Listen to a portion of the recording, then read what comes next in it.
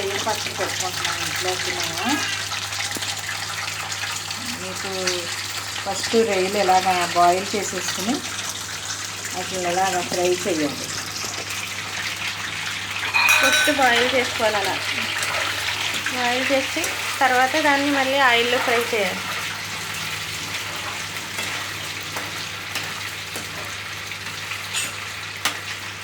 ఇలాగ బ్రౌన్ కలర్లో వచ్చేలాగా ఫ్రై చేసుకోవాలి. ఫ్రై చేసుకున్న తర్వాత మసాలాలన్నీ వేపాలి. మసాలా అంటే ఆ రొయ్యలు వేగిన తర్వాత పోపు వేసుకోవాలి. ఆవాలు, జీలకర్ర, ఎల్లుల్లిపాయ ముద్ద, ఎండుమిరపకాయలు, కరివేపాకు.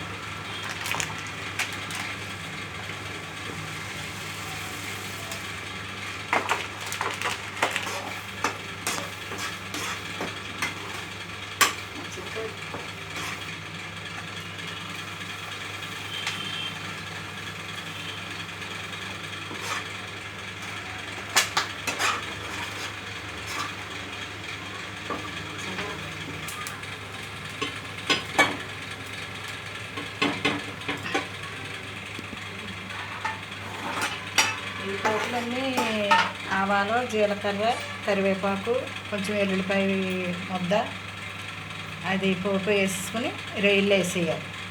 తర్వాత ఇప్పుడు మళ్ళీ అల్లం వెల్లుల్లి పేస్ట్ వేపాలి.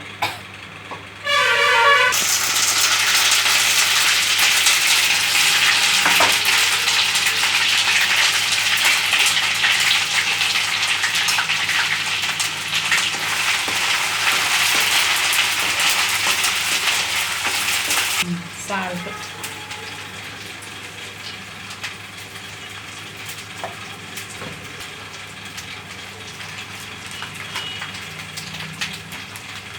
అన్నీ గిన్నెలతో పెట్టుకుని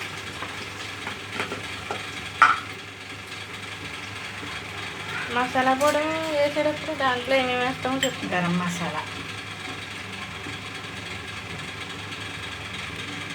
ధనియాలు, దాల్చిన చెక్క, జీలకర్ర, లవంగాలు, యాలకులు, సాజీర,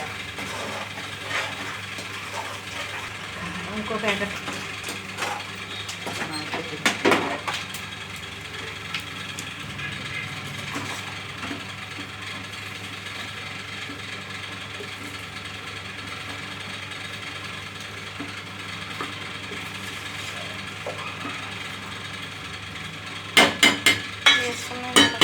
మళ్ళీ నూనె కాసిపోయాలా?